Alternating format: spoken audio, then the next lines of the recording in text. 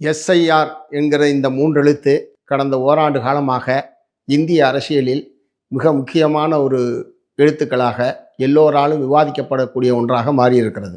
ஏற்கனவே இந்திய தேர்தல் ஆணையம் பீகார் மாநிலத்தில் இந்த எஸ்ஐஆர் என்கிற பெயரில் வாக்காளர் சிறப்பு தீவிர திருத்தத்தை மேற்கொண்டு அதிலே பல லட்சக்கணக்கான வாக்காளர்களுடைய பெயர்கள் பட்டியலிலிருந்து நீக்கப்பட்டு வாக்கு திருட்டில் இந்திய தேர்தல் ஆணையமும் ஒன்றிய பிஜேபி அரசாங்கமும் சேர்ந்தே ஈடுபட்டிருக்கிறது என்பதற்கான ஏராளமான ஆதாரங்கள் வெளியிடப்பட்டிருக்கிறது. அதைத் தொடர்ந்து உச்சநீதிமன்றத்தில் வழக்கு தொடுக்கப்பட்டு இந்த தான் இந்திய குடியுரிமையை சார்ந்தவர்கள்தான், இந்திய வாக்காளர் தான் என்பதை நிரூபிக்கிற பொறுப்பை இந்த புதிய விதிப்படி சம்பந்தப்பட்ட வாக்காளர் தான் நிரூபிக்க வேண்டும் என்கிற ஒரு புதிய விதியை அவர்கள் இப்போது நடைமுறைப்படுத்தி கொண்டிருக்கிறார்கள்.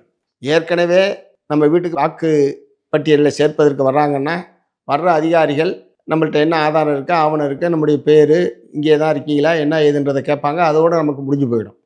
இப்போ நான் தான் அது என்பதை தீர்மானிக்கிற அல்லது அதை நிரூபிக்க வேண்டிய பொறுப்பு வாக்காளர் தலையில் சுமத்தப்பட்டிருக்கிறது. இப்போ நேற்றைய தினம் இந்திய தேர்தல் ஆணையம் வெளியிட்டிருக்கிற அந்த அறிவிப்பில் ஏற்கனவே எஸ்ஐஆர் என்பது 2002, 2004 ஆண்டு தான் மேற்கொள்ளப்பட்டது. கடந்த 21 ஆண்டு காலமாக அந்த மாதிரியான ஒரு எஸ்ஐஆர் என்பது எடுக்கப்படலை. ஆகவே 2002 ஆண்டு வாக்காளர் பட்டியலில் உங்களுடைய பெயர் இருந்தால் நீங்கள் எந்த விதமான ஆதார ஆவணத்தையும் கொடுக்க வேண்டியதில்லை. இல்லை என்று சொன்னால் நாங்கள் கோருகிற ஆதார ஆவணங்களை பூரா கொடுத்தாதான் நீங்கள் வாக்காளர் பட்டியலில் இருக்க முடியும். உதாரணத்துக்கு ஆதார் என்பது தான் ஆகச்சிறந்த அடையாள அட்டை என்று சொல்லி இந்திய அரசாங்கம் எல்லா மக்களையும் கட்டாயம் ஆதார் இருக்க வேண்டும், ஆதார் இல்லை என்று சொன்னால் நீங்கள் இந்தியாவில் வாழவே முடியாது என்கிற அளவுக்கு ஒரு நிர்பந்தத்தை கொடுத்து அனைவரையும் ஆதார் அட்டை எடுக்க சொன்னார்கள். ஆனால் இப்போது அந்த ஆதாரே ஆவணமாக எடுத்துக்கொள்ள முடியாது, அதை ஒரு ஆதாரமாக எடுத்துக்கொள்ள முடியாது என்று இந்திய தேர்தல் ஆணையம் உச்சநீதிமன்றத்திலே அவர்கள் கூறியிருக்கிறார்கள். இருப்பினும் உச்சநீதிமன்றம் அதை ஒரு ஆவணமாக ஏற்றுக்கொள்ள வேண்டும் என்று உத்தரவிட்டதற்கு பிறகும் அதை குடியுரிமைக்கான ஆவணமாக எடுத்துக்கொள்ள முடியாது, வேண்டுமானால் முகவரிக்கான ஒரு ஆதாரமாக நாங்கள் எடுத்துக்கொள்ளலாம் என்கிற முறையில் உச்சநீதிமன்றம் சொன்னதற்கு பிறகும் பிடிவாதமாக இந்திய தேர்தல் ஆணையம் ஆதார் அட்டையை ஆவணமாக ஏற்க முடியாது என்று சொல்லியிருப்பது வன்மையான கண்டனத்துக்குரியது. இந்த அணுகுமுறையின் விளைவாகத்தான் பீகார் மாநிலத்தில் ஏறத்தாழ 65 லட்சம் வாக்காளர்கள் பல தேர்தலில் ஓட்டு போட்டவன், உள்ளாட்சி தேர்தலில், நகராட்சி தேர்தலில் அல்லது சட்டமன்ற நாடாளுமன்ற தேர்தல்களில் இதுவரை பல தேர்தல்களில் வாக்களித்த ஏறத்தாழ 65 லட்சம் வாக்காளர்கள் இந்த இப்போது நடைபெற இருக்கக்கூடிய தேர்தலில் வாக்களிக்க முடியாத ஒரு நிலைமையை அவர்கள் ஏற்படுத்தியிருக்கிறார்கள். ஆகவே அத்தகைய ஒரு நிலைமை தான் இப்போது 12 மாநிலங்களில், தமிழ்நாடு, கேரளா, மேற்கு வங்கம் உள்ளிட்ட 12 மாநிலங்களில் இப்போது இந்த எஸ்ஐஆர் என்கிற தீவிர திருத்தத்தை மேற்கொள்வது என்று நேற்றைய தினம் தேர்தல் ஆணையம் அறிவித்திருக்கிறது. ஆகவே தமிழ்நாட்டில் இப்போ அவங்க மேற்கொள்ளுகிற இந்த நிலைமையில் ஏற்கனவே வாக்காளர் பட்டியலில் இருக்கக்கூடிய மக்களில் எத்தனை லட்சம் பேர் வாக்காளர் பட்டியலிருந்து நீக்கப்படுவார்களோ என்கிற அச்சம் தமிழ்நாட்டில் இருக்கக்கூடிய அனைத்து கட்சியினர் மத்தியிலேயும் ஏற்பட்டிருக்கிறது. ஏனென்று சொன்னால் அவங்க சொல்கிறது, தேர்தல் அதிகாரிகள் வீட்டுக்கு வரக்கூடிய நேரத்தில் நீங்கள் வீட்டில் இல்லைன்னு சொன்னால் நீங்கள் இடம்பெயர்ந்து சென்று விட்டீர்கள் என்று கணக்கில் கொண்டு அவர்கள் பட்டியலிருந்து நீக்கப்படுவார்கள் என்கிற சம்பவங்கள்லாம் பீகாரில் நடந்ததாக சொல்கிறாங்க. இப்போ உதாரணத்துக்கு தமிழ்நாட்டில் எடுத்துக்கிட்டிங்கன்னா ஏராளமான இளைஞர்கள் திருப்பூரில், கோயம்புத்தூரில், சென்னையில் சொந்த ஊர்லேருந்து இடம்பெயர்ந்து வேலைக்காக இடம்பெயர்ந்திருக்கிறார்கள். இப்போ அவர்களுக்கெல்லாம் வாக்குரிமை இல்லை என்று சொன்னால் என்ன ஆகும் தமிழ்நாடு? அதே மாதிரி இந்தியாவிலேருந்து இங்கே இருக்கக்கூடிய மத்திய அரசாங்கம் கடைபிடிக்கக்கூடிய பொருளாதார கொள்கையினுடைய விளைவாக இங்கே ஒரு கௌரவமான அவர்கள் எதிர்பார்க்கிற மாதிரியான வேலைவாய்ப்பு இல்லாத நிலையில் பலர் வெளி மாநிலங்களுக்கும் வெளி நாடுகளுக்கும் சென்றிருக்கிறார்கள். இப்போ அத்தகைய இளைஞர்களுக்கு பூரா நீங்கள் இங்கே நாட்டிலேயே இல்லை, நீங்கள் பிழைக்கிறதுக்காக வேறு மாநிலத்துக்கு போயிட்டீங்க, ஆகவே உங்களுக்கு வாக்குரிமை இல்லை என்று சொன்னால், ஆகவே இந்த முறையிலெல்லாம் பார்த்தீங்கன்னா ஏறத்தாழ பல லட்சக்கணக்கான இளைஞர்களுடைய வாக்குரிமை என்பது பறிக்கப்படுவதற்கான வாய்ப்பு என்பது இருக்குது. இப்போ ஏற்கனவே இஸ்லாமியர்கள் அவர்கள் ஊடுருவல்காரர்கள் என்கிற பெயரில் தான் தொடர்ச்சியாக பிஜேபி பிரச்சாரம் செய்து வருகிறது. அவர்கள் இந்த நாட்டினுடைய குடிமக்கள் அல்ல, ஊடுருவல்காரர்கள் என்கிற பிரச்சாரத்தை பிஜேபி தோன்றிய காலத்திலேருந்து செய்து வந்திருக்கிறது. அதை பயன்படுத்தி தான் இன்றைக்கி பீகாரில் பல லட்சக்கணக்கான இஸ்லாமியர்கள் வாக்காளர் பட்டியலிருந்து நீக்கப்பட்டிருக்கிறார்கள். அதே மாதிரி ஒன்றிய பிஜேபி அரசாங்கத்துக்கு எதிரானவர்கள் என்று அவர்கள் யாரையெல்லாம் கருதுகிறார்களோ, அல்லது பிஜேபிக்கு வாக்களிக்க மாட்டார்கள் என்று அவர்கள் யாரையெல்லாம் கருதுகிறார்களோ, அல்லது ஒன்றிய பிஜேபி அரசாங்கத்துடைய கொள்கையின் விளைவாக பாதிக்கப்பட்ட மக்கள் பகுதியினர், அது பழங்குடியினரோ, பட்டியல் சாதி மக்களோ, இஸ்லாமியர்களோ, சிறுபான்மை மக்களோ யாராக இருந்தாலும் அவர்கள் எல்லாம் பிஜேபிக்கு எதிரானவர்கள் என்று அவர்களாகவே முடிவு செய்து கொண்டு அவர்களை எல்லாம் நீக்குவது என்கிற தந்திரத்தைத்தான் அவர்கள் ஏற்கனவே பீகாரில் கடைபிடித்திருக்கிறார்கள்.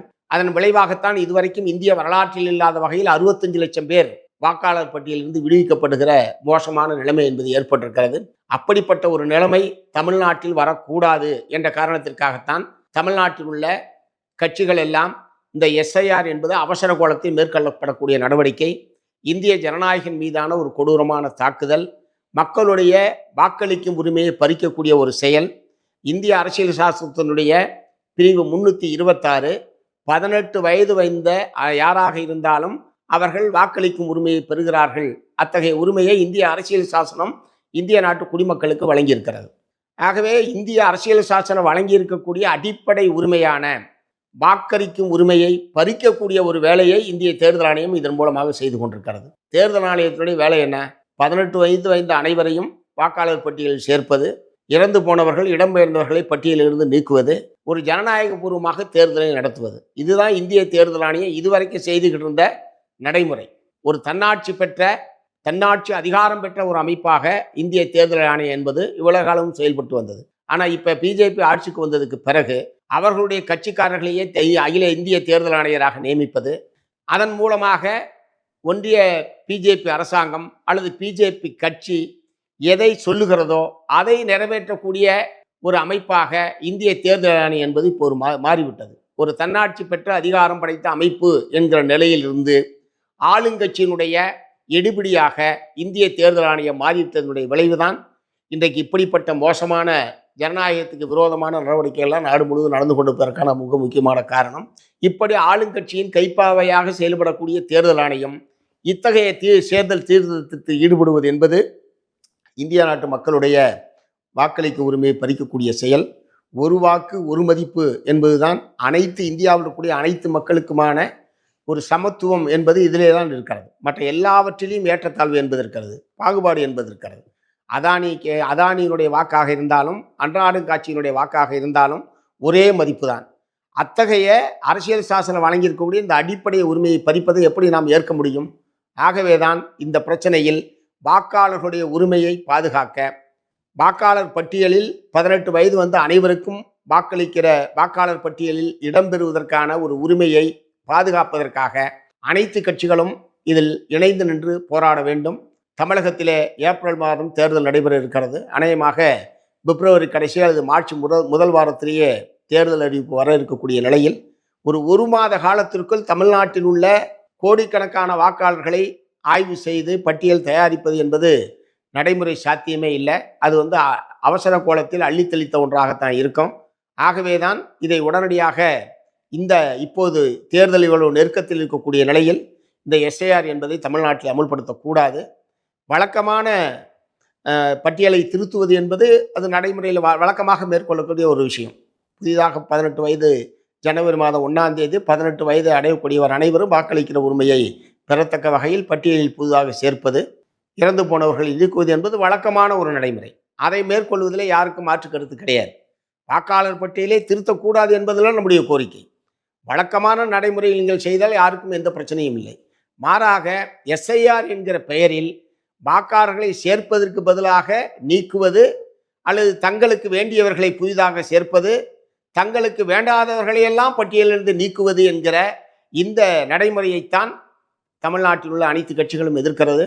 அந்த வகையில் இந்த எஸ்ஐஆர் நடவடிக்கைகளை உடனடியாக தேர்தல் ஆணையம் தமிழகத்தை நிறுத்த வேண்டும்.